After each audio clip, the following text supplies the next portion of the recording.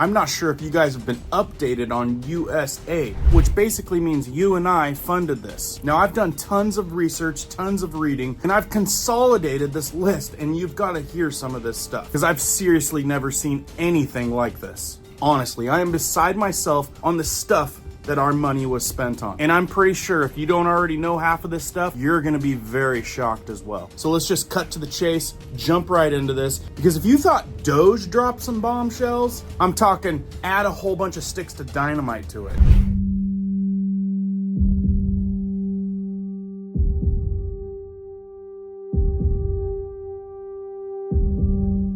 My name is Cohen here at Riverside Homestead, and if you're brand new here, welcome. If you guys are into prepping tips, emergency preparedness, and most of all, news and awareness, stuff that you want to know about, be sure to hit that notification bell so you guys can stay up to date. Let's jump into this one. So if you don't already know, the US has around a $50 billion budget. $50 billion for foreign aid. That's what we'll call it. And as we roll into this, put down in the comments real quick, do you think this goes to corruption, mismanagement, or do you think it actually goes to places that it's needed? Because as we get into this, you may change your answer. And what led me onto this, I was talking to my buddy Neil right back there on the screen. He brings a lot of news and awareness to the UK district. Very smart guy. We were chatting about this. He's like, you gotta get this information out. This is just too crazy. And what you always gotta do with this is you gotta follow the money, right? Now, so first he was showing me, look, you still look up USAID and you go through YouTube and what do you got? First thing that pops up, CNN, Forbes, now maybe a little bit more right, but you continue to scroll down and you've got, it's all heavy left leaning right there. Global News, WSJ, and they're all kind of saying Trump, Elon,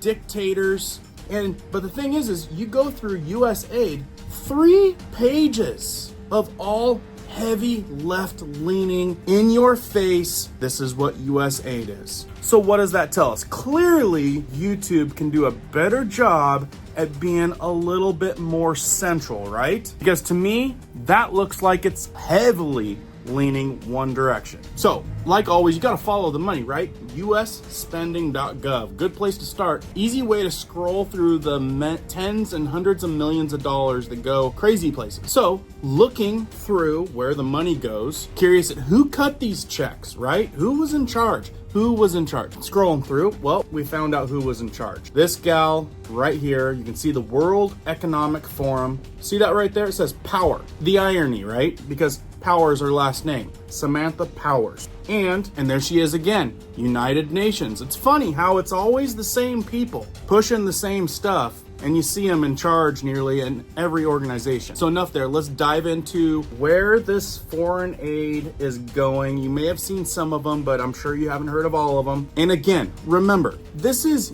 your money, 40 to 50 billion dollars of your money. So for starters, $1.2 billion is undisclosed. We don't know where that goes. How come? How come we can't hear or know where $1.2 billion goes, right? Well, here's some of the things we do know on where it's going, and it's gonna rock your socks. Here we go. $45 million in DEI scholarships in Burma. What? To $520 million for a consultant-driven ESG investment in Africa, $2.5 million to a DEI in Serbia, $70,000 on Irish DEI musical. $70,000 on an Irish DEI musical. Seriously? $47,000 on transgender operas in Colombia. Seriously? $32,000 on trans comic book in Peru. Really? It gets worse. I'm not even joking. It gets worse. So where'd we leave off? Oh yeah, $32,000 on trans comic book in Peru. $20 million for a Sesame Street in Iraq. I'm not making this up. You guys can look this up and there's images and everything. $56 million to boost tourism in Egypt and Tunisia. Again, why is there no case study? It gets worse. $40 million to build schools in Jordan. How about we fix the schools in the US first before 40 million goes to Jordan? By the way, I know this channel goes out to everyone, and if you guys are highly liberal, you might want to click off this video because it might not be for you. It gets a lot worse. Moving right along, 11 million to tell Vietnam to stop burning trash. 27 million for refrigeration gift bags for deported Central Americans. Again, not making this up, but put on your seatbelts. We're about to get to the ones that are even worse. Some of the craziest one, $27 million to teach Moroccans how to make pottery. Wasn't Morocco like one of the first people to make pottery to begin with? Oh, here, you'll like this one. $1 billion went to Afghanistan. Then it disappeared. Actually, they can't find it. It completely went off the radar. They said it's unaccounted for. $1 billion. I'm sure someone got it, right? And it says here, whoever was responsible for it is no longer with the department. Well, would you really need to be part of the department anymore if you had $1 billion that supposedly went gone, missing? Do a lot with $1 billion. There is some chatter about how it may have went to some schools, and probably a lot of it entered the hands of the Taliban. So this is all confirmed. 1.4 billion in pallets of cash.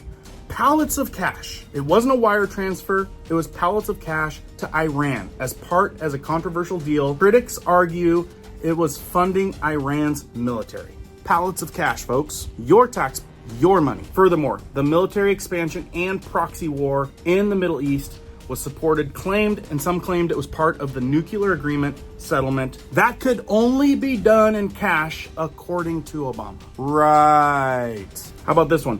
$48 million on a failed crocodile conservation program in the Philippines. The result was the crocodile population barely increased, and it was one of the most expensive failures of the organization. I mean, why does the Philippines need more crocodiles? And $48 million of your money. Here we go, I like this one. $43 million to build a gas station in Afghanistan. Yes, just one gas station. Comparable contractor in the US said, and this is a quote, for a gas station, it would cost somewhere around the region of about $500,000, $500,000. But they built this gas station in Afghanistan for $43 million, and it was never used. It was never used, and the money disappeared, of course. Wink, wink. Here we go, another good one. $3.6 million on an Egyptian reality TV show. This was, again, an organization. It was called El Maro, bro. The project indeed flopped. Nothing for Egyptian economy increased. And when questions were asked how this idea came up in the first place, the person asking the questions quickly got fired, having supposedly, obviously, a racist agenda behind his questions. It says, don't ask these kind of questions if you want to keep your job. $15 million was spent on a program, again, in the Philippines, to teach young people how to put on socks. How to put on socks. Yeah, just another $15 million of your money to teach young people in Philippines to put on socks. They said an initiative was intended to improve hygiene and teach Filipinos about personal hygiene. Yeah, that's not offensive at all. $12 million for gender equality in Jordan's military. And again, the USAID allocated $12 million to teach gender equality because they felt Jordan's military was too conservative. Another reason was because it was a male-dominant military. Good Lord. Shame on them for having a male-dominant military. What's the world coming to? $6 million on a Colombian circus program. The goal was to keep kids away from crime. But again, why was the US funding this? We don't know. $22 million, this one's a weird one, to fight global warming on Mars. No, this is not a joke. This was $22 million for climate change resilience for Mars. This is something that you can look up. All these are legitimate. So here's another interesting one. Looking into which countries got aid. Lots of controversy on the countries chosen. And we're talking anti-American agendas. So Pakistan was one of them. Concerns are they don't know where a lot of the money went. And there's claims that a lot went to terrorists. It says they gave billions to both Palestinian organizations and Israeli organizations. And again, the organizations have been accused of filtering some of the money to Hamas aid and was also sent to Israelis' adversaries, including Egypt and Jordan. Again, that's a Jordan military. I mean, none of this makes sense. Folks, seriously, it goes on and on.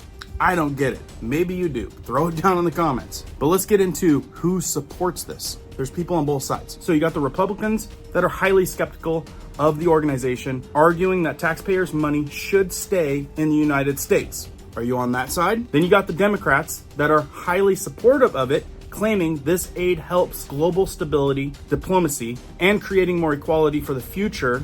And we've heard this before, the whole equitable future, right? And just to show you how hard the one side's swinging, Neil dug this up. Where you've just got these sort of Democrat senators in absolute uproar. A concerted campaign of harassment and intimidation of its employees.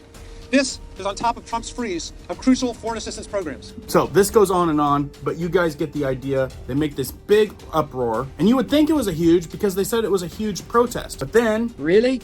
I mean, what's that? 40 people? That was this huge protest outside of the organization. If that's a huge protest, I don't know. Right? These are the huge protests. We also saw some of the campaign trail where you're expecting for one specific side, hundreds and hundreds of people, and same story. There's like 40 people. So you get 40 people out there raising some signs, and somehow it takes over all of media. Have you noticed? And did you guys see where 97% of the USAID contributions went? We also had this 97% political contributions from the USAID employees went to Democrats. So just under $1,000 went to Trump, $241,000 went to Kamala Harris. And just going back in the notes, like, you guys can look into all of this, but it's all kind of linked. Even back to 2010, this is a much older one. The Clinton Foundation managed $4.4 billion for Haiti. Now again, they can't figure out where the money went. Again, cash payment. And how do you do $4.4 billion in cash? You tell me. That is more money than, I don't even know what physically that would look like, because it would be, I'm guessing, as big as a building. Clearly, you look at Haiti, didn't go there. That's my opinion. Seriously, 4.4 billion. How many pallets would that be? If you know, put it in the comments. How many cargo planes would that be? Where did your money go? I don't know. I don't think anyone does. And they're still trying to figure this out. So now, jumping forward to current, federal procurement data showed that the USAID employees approved over $6 million in contracts on Friday. Just gone. This was $1.2 million to consultancy firm, $600,000 for International Center of Language Studies, and $100,000 for foreign awardees. So that brings me to these people getting fired because Trump put a stop to that. And then they continued to do it. They overrode it, which made it an illegal transaction. And that's why people got fired. Firing's happening because of them still doing it after the declaration was already put out. And then, yes, you've got the usual billionaires, you got George Soros, you got Billy G, and you can find all the logs, and they sort funds through Samantha Power at USAID. So you ask why? They're billionaires. Those are the big questions. Why the billionaires are seeking money through the USAID through Samantha Powers. And then you got just happening yesterday, the highest ranking person in the Treasury, this is David Lee, he just resigned, rather comply with President Trump's orders to audit the Treasury. Why wouldn't you just comply? Because the Treasury's just got a boatload of money that needs to be figured out, right? Why wouldn't you just comply and audit the Treasury when you've got such a high-ranking position? Then resign. The other big thing is that a lot of these federal positions, lots of firing going on because you're not supposed to do that when you have a federal position, have a second job. And apparently, clearly, a lot of people that have probably been getting dished out a lot of money through the federal, maybe for not doing anything at all, running a completely side job. Yeah, if you didn't know, if you are a federal employee, you're not really supposed to have another legitimate job. And if you're bringing in a significant amount of income and you're doing this at the same time as Trump coming into office, it's like a no-brainer. All you gotta do is look at the bank statements. You see another huge income coming in, red flag. Now, I don't know if you guys, like, some of you guys are Trump fans, some of you are not, but one thing is certain, he's coming in and changing a lot of things, and it's happening fast. I put this video out last, just the other day, giving you guys a really good explanation on tariffs and what that means, and I explained to you why there is no fret for the American people. It's all in our favor. And it goes to show, you've got Canada folding like a wet paper bag, Mexico folding. I honestly think that Trump 2.0, he has been mulling this stuff over for the last 4 years, figuring out maybe how he didn't do things perfectly the first time around and how he was gonna come back with a hammer. Anyway, thought you guys would find that extremely interesting. Please hit the like button, share this out. More people need to know what's really going on. And of course, make sure that notification bell and the subscribe button is still on, because it magically disappears, and you guys know why. I've got a lot more good stuff that I want to tell you guys. It's coming down the pipe for this weekend. Keep prepping, keep learning, keep doing. We'll see you on the next one.